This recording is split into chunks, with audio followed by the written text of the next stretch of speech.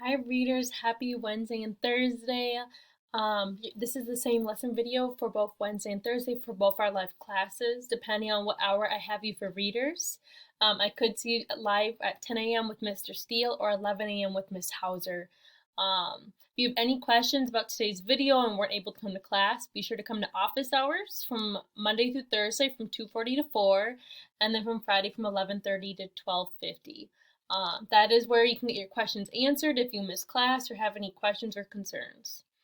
So we're going to continue looking at nonfiction text. When we're looking at nonfiction text, we were trying to learn and figure out what the main idea in nonfiction. Remember, nonfiction is not fake, it's real. So when we're looking at nonfiction and we're trying to figure out the main idea, sometimes we have noticed that we have different ideas as to what the main idea of a text could be. And that's not necessarily the wrong answer. And that's because sometimes the author wants us to learn multiple things from the text. And so today what I want us to focus on is how we might look at a big story or article and come up with a main idea. But we also want to look at the smaller details, maybe in each chapter, and learn what the main idea is for that smaller chunk, that smaller section. And so we're going to go ahead and do that today.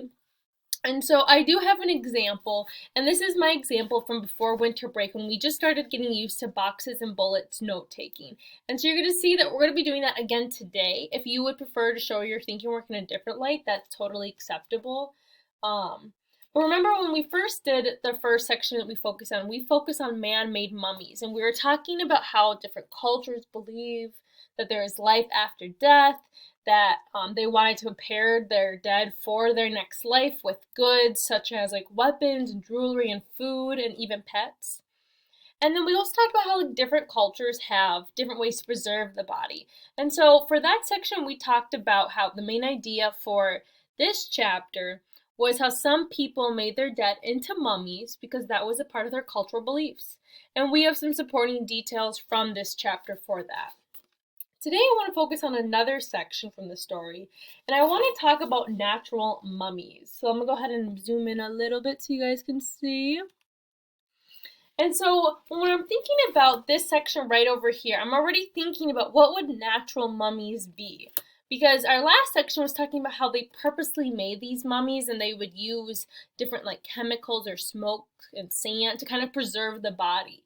And so now I'm wondering what's the difference here in this chapter when we're talking about natural mummies. So I'm going to go ahead and just read this chapter and then we're going to jump into some thinking work behind it. So body-eating bacteria do not grow well in places that are very cold or in places that are very hot and dry, or in places called bogs. People have found mummies on frosty mountains and in hot deserts. Bogs are wet, swamp-like places. Bod mummies can be so well kept that scientists could tell one ancient man's used hair gel. And so right here I can see that we have a swamp-like image right over here. If you don't know what a swamp is, here we are. And then I also noticed in my nonfiction text that it has like a little box here. And so I'm for sure going to read that because I'm guessing it's important if they added it in. So it's a word wrap. Bogs, swampy areas where special mosses grow. The plants make the area a tough place for bacteria to live. And so right here I already know what bogs are. And so when I'm thinking about this section, I'm thinking that not all mummies are man-made. They can be natural mummies as well. And so we're seeing a difference as the chemicals and the ways they preserve the bodies. We don't necessarily know if this was on purpose. So some supporting details, I have body-eating bacteria and how sometimes that's challenging to grow in some places, like places that are really cold. I got that from the text. I'm also learning that some places they have more challenging weather.